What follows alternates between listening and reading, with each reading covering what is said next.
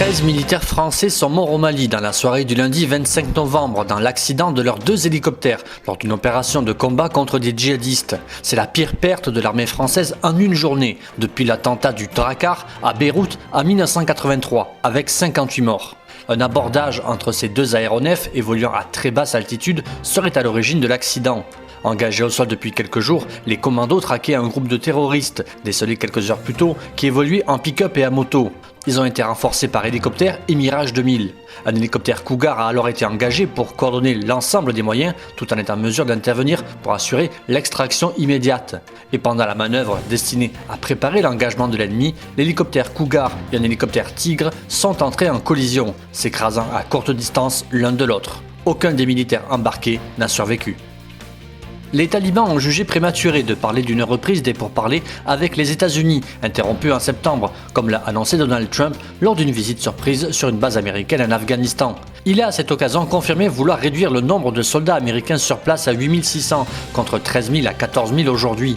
Les deux côtés ont souligné que si les talibans étaient sincères dans leur volonté d'obtenir un accord de paix, ils devaient accepter un cessez-le-feu, a tweeté Ashraf Ghani après le départ de Trump. Le Premier ministre irakien a annoncé cette semaine qu'il allait démissionner, comme l'a réclamé le grand ayatollah Ali Sistani, figure tutélaire de la politique, au lendemain d'une des journées les plus sanglantes en 2 mois, d'une contestation marquée par plus de 400 morts. Les protestataires réclament depuis le 1er octobre la chute du régime et d'une classe politique qui, en 16 ans, a fait s'évaporer l'équivalent de 2 fois le PIB d'un des pays les plus riches en pétrole du monde, dans les fumées d'une corruption endémique. C'est dans ce contexte extrêmement tendu et incertain que le 26 novembre, la major générale Jenny Carignan a officiellement pris la relève du major général Danny Fortin, qui en était le premier commandant de cette mission de l'OTAN en Irak. Le transfert de commandement coïncide avec le début d'une rotation entre le personnel civil et militaire de la mission après son déploiement de 6 à 12 mois. La mission de l'OTAN en Irak, qui comprend 580 formateurs, conseillers et employés de soutien des pays alliés et des partenaires qui n'appartiennent pas à l'OTAN, dont l'Australie, la Suède et la Finlande, ainsi que jusqu'à 250 militaires des forces armées canadiennes, est une mission sans combat, d'instruction et de renforcement des capacités qui en est menée en respectant pleinement la souveraineté et l'intégrité territoriale de l'Irak. La mission est pensée pour aider les forces de sécurité et les établissements d'enseignement militaire irakiens à se perfectionner afin que celles-ci puissent empêcher le retour de Daesh. Au moins 2160 personnes ont fui et 680 autres sont confinées par crainte d'affrontement entre la guérilla de l'ELN et des narcotrafiquants dans une région du nord-ouest de la Colombie stratégique pour l'exportation de la cocaïne.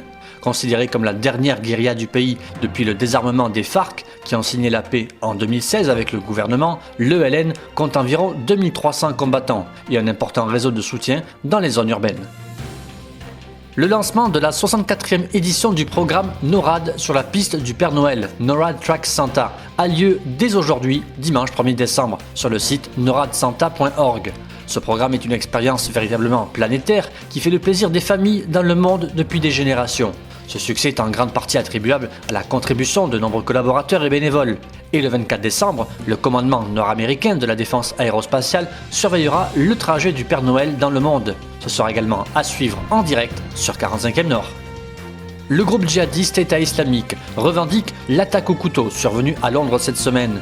2 personnes ont été tuées et 3 autres ont été blessées par un homme abattu par les forces de l'ordre sur le célèbre London Bridge. Sans eux, le bilan aurait sans doute été encore plus lourd. Armés d'un extincteur et d'une défense de narval, n'écoutant que leur courage, plusieurs passants ont réussi à maîtriser l'assaillant quelques instants avant l'intervention de la police. Cet assaillant de nationalité britannique et qui a agi seul selon la police a été identifié comme un homme de 28 ans condamné en 2012 pour des infractions terroristes et remis en liberté conditionnelle 6 ans plus tard. Il purgeait une peine de 16 ans de prison. Se pose désormais la question de comment un homme condamné pour terrorisme pouvait bénéficier de liberté conditionnelle. Le Premier ministre britannique Boris Johnson a dit vouloir instaurer un emprisonnement de 14 ans minimum pour les infractions terroristes et que chaque jour soit purgé en intégralité.